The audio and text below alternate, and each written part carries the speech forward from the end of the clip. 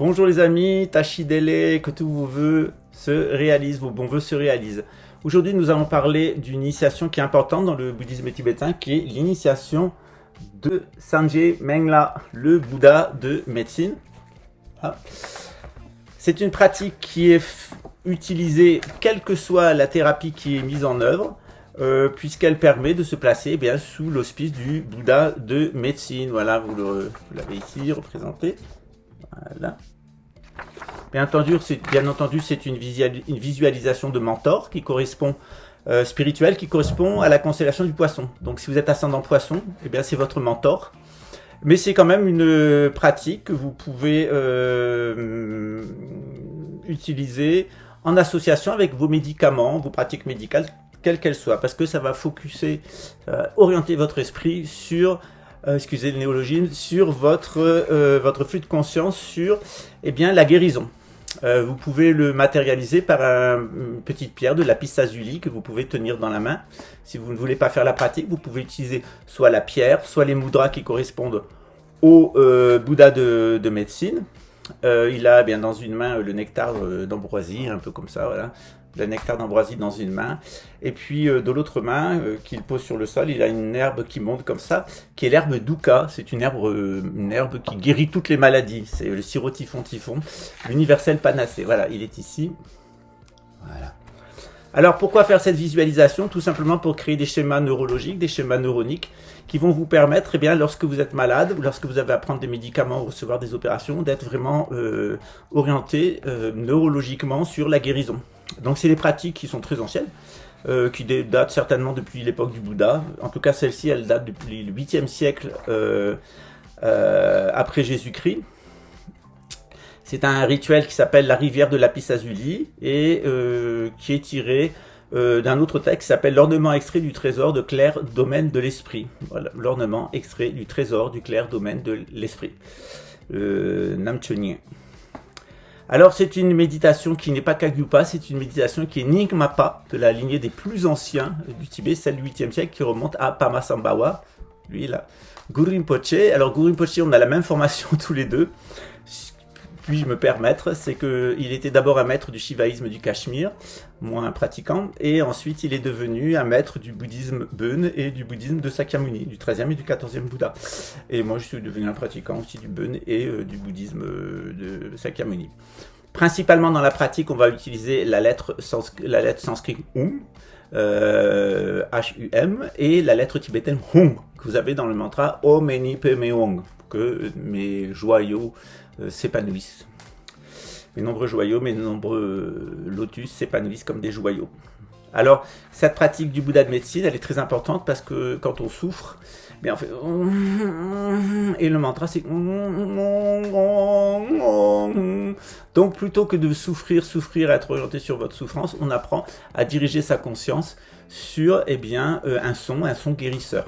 Ceux qui ont étudié le taoïsme avec moi, vous connaissez les sons guérisseurs, au moins les 5 sons guérisseurs de base, et qui correspondent aux 5 planètes du système solaire et aux 5 organes majeurs, aux 5 organes mineurs en médecine chinoise. Là, on est dans le cadre tibétain, donc on a une influence chinoise et une influence indienne, avec une tradition qui est quand même assez spécifique, qui est orientée sur la magie blanche. Voilà. Ce texte, on l'étudie ensemble dans l'initiation du Bouddha de médecine. Vous pouvez l'écouter, vous pouvez la pratiquer même si vous n'avez pas été initié, mais c'est quand même mieux d'avoir été initié, ça évite de faire des bêtises au niveau de la visualisation, au niveau de la répétition du mantra. Voilà. Je donnerai cette initiation à ceux qui sont intéressés. Donc on organisera ça sans doute en mars ou en avril. Donc si vous voulez faire l'initiation du Bouddha de médecine, on le fera ensemble. En quoi ça consiste? On passe environ 6-7 heures ensemble et puis je vais vous expliquer le texte point par point, vous expliquer la visualisation, comment elle doit se faire, et puis faire la transmission. Alors comme c'est à distance, on vous fait à distance. Et quand vous aurez l'occasion de me rencontrer lors de mes séjours en France ou à l'étranger, quel que soit le pays où vous allez, puisque je compte voyager dans les années à venir, pas dans l'immédiat parce que j'ai des obligations ici, mais dans les années à venir. On me presse beaucoup pour revenir en Amérique du Nord, mais pour l'instant je dois finir mon travail ici au Brésil. Il y a encore des choses à nettoyer, voilà, des choses samsariques. Donc voilà, donc ça viendra, toute chose viendra en point. Et si, évidemment, l'univers me prête vie, ce qui n'est pas forcé non plus. Voilà. Voilà. Sachez quand même que je me suis guéri de mon cancer sans chimiothérapie ni radiothérapie. Du premier, j'ai juste eu une opération d'ablation d'une tumeur. Ensuite, j'ai eu un cancer du lymphome. Là, au pareil, j'ai choisi l'opération plutôt que la radio ou la chimiothérapie. C'est mon choix. Vous pouvez en faire un autre, mais c'était le mien. Et puis, j'ai un cancer du poumon qui s'est déclaré depuis quelques années. Et grâce à la pratique du Bouddha de médecine, je suis arrivé à le stabiliser. Bon, avec ce que j'ai vécu ces 9 derniers mois, ça a repris. C'était d'ailleurs l'objectif, c'était de m'assassiner de cette manière-là, très lâchement, venant des Lascars et de Mara, hein, les influences de Mara sataniques. Et donc, bien, j'ai repris les pratiques dès que j'ai eu l'opportunité. Mais quand j'étais dans cette retraite de 9 mois, j'ai beaucoup pratiqué le Bouddha Manjushri, qui est mon mentor. Et j'ai déjà conscience de l'importance des mentors. Et même si vous n'êtes pas bouddhiste, vous pouvez vraiment avoir un réel bénéfice à pratiquer les mentors spirituels, en particulier celui de votre ascendant. Celui de Bouddha de médecine, il est assez universel. Le Mahakala Sibra, c'est mes étudiants qui sont très avancés le connaissent. Alors c'est un Mahakala bleu, noir, hein, qui est l'aspect courroucé du Bouddha Chenrezig, du Bouddha de la compassion. Donc voici la pratique. Puis évidemment le texte de Gnungné, hein, qu'on fait assez souvent ensemble. Et puis un de mes préférés, parce que c'était vraiment un très grand yogi, du Guru Yoga, qui est la pratique de Milarepa. Notamment un texte d'offrande qui s'appelle le glorieux flamboiement de la gnose. Voilà, c'est mon texte préféré. Voilà, c'est la pratique de Milarepa. Donc, toutes ces initiations, vous aurez l'opportunité de le recevoir avec moi. Ce qui est essentiel, c'est de détecter votre mentor spirituel. Les cours, ils s'orientent principalement autour du bouddhisme tibétain, mais j'en profite pour vous donner un aperçu général de la gnose à travers les différentes traditions, et ensuite de vous permettre de vous repérer dans l'actualité. Évidemment, on a obligation, si on veut comprendre sa vie, de se répéter dans le cosmos. La science, elle va vous dire que la Terre tourne autour du Soleil, le Soleil tourne autour du centre galactique, la galaxie tourne dans l'univers, hein, c'est une espèce de spirale, de spiritualité, de spirale comme ça qui tourne en rond.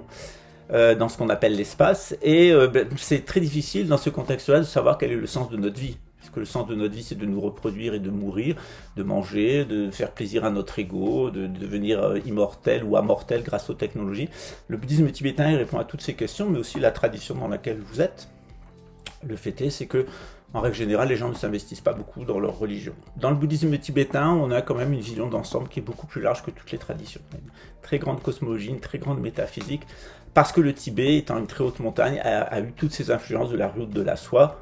Les Tibétains ont été musulmans à un moment de leur histoire, et dans le bouddhisme tibétain, il y a des éléments de l'islam, en particulier dans ma lignée, qui vient du Kham, une région et de l'Amdo, qui sont des endroits des montagnes himalayennes où on a pratiqué l'islam pendant assez longtemps. Et donc les spirituels de l'islam, du bouddhisme, de l'hindouisme et du taoïsme sont habitués à discuter entre eux. Il n'y a pas de guerre de religion. Les guerres de religion, c'est déclaré. Les guerres de religion, ceux qui les font, c'est pour des raisons de pouvoir politique et d'argent. Mais les religieux, on n'a pas de guerre entre nous, et les spirituels encore moins, puisque ce qu'on aime, c'est comprendre nos expériences spirituelles, on aime bien les partager de façon inter-traditionnelle.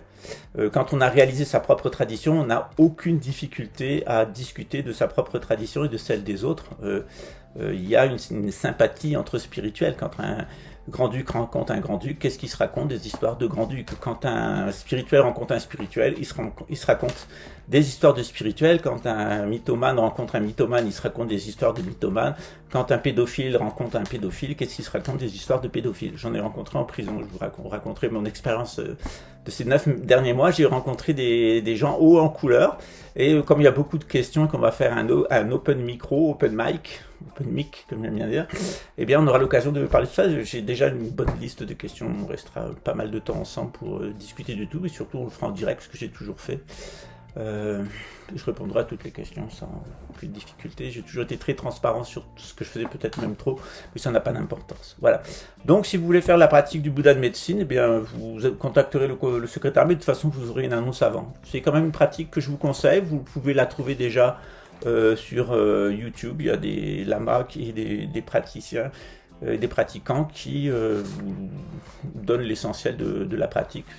En tout cas, aujourd'hui, j'ai eu l'opportunité de faire cette pratique pour une personne qui était au Gabon. Elle a senti tout de suite du bienfait.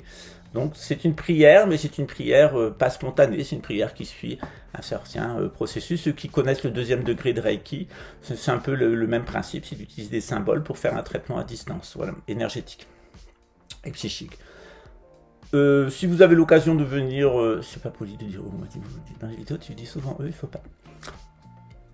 Donc, si vous venez au Brésil, on est très bien ici, on est à 1100 mètres d'altitude. C'est un pays vraiment merveilleux ici, l'altiplano. Si vous avez l'occasion de venir, eh bien vous recevrez cette initiation de Reiki, si vous le souhaitez, tout à fait gratuitement, qui vous permettra d'être autonome 1er, 2e degré. On va organiser ça sans doute pour l'été prochain, pour juillet-août, avec un atelier où vous aurez l'opportunité, si vous venez, de jeûner, de découvrir la médecine ayurvédique et l'alimentation ayurvédique avec un spécialiste de l'ayurveda. Parce qu'il y a des gens très intéressants ici, beaucoup plus que Rio de Janeiro. Rio de Janeiro est une ville perdue, autant d'un point de vue moral, autant Brasilia ici, c'est assez exceptionnel. Voilà. Et puis évidemment de découvrir à travers la cosmologie et la métaphysique tibétaine votre propre tradition. Le 25 février, on a un atelier de cosmologie. Je vous invite à le prendre et de métaphysique parce que ça va vous permettre de comprendre mieux votre propre tradition, que vous soyez musulman ou chrétien ou hindou. Prenez ce cours parce qu'il va vous permettre véritablement de vous repérer. Et quand on comprend comment ça marche du point de vue de la gnose, on comprend comment ça marche à l'intérieur de nous et on comprend qui on est et où on va. Sur le fronton du temple de Delphes, il était écrit « Connais-toi toi-même et tu connaîtras l'univers et les dieux qui l'habitent ». Eh bien, c'est exactement ce que nous faisons. Nous apprenons à connaître l'univers et les dieux qui l'habitent pour nous connaître nous-mêmes. C'est ce qu'on fait dans le bouddhisme tibétain. Je vous souhaite une bonne suite. J'espère vous trouver en super bonne santé, que tout va bien pour vous. Puis on se dit à très bientôt. N'hésitez pas à réfléchir à cette question. Est-ce que vous avez envie de faire cette pratique du Bouddha de médecine? Ça ressemble un peu à un 2e degré de Reiki. Et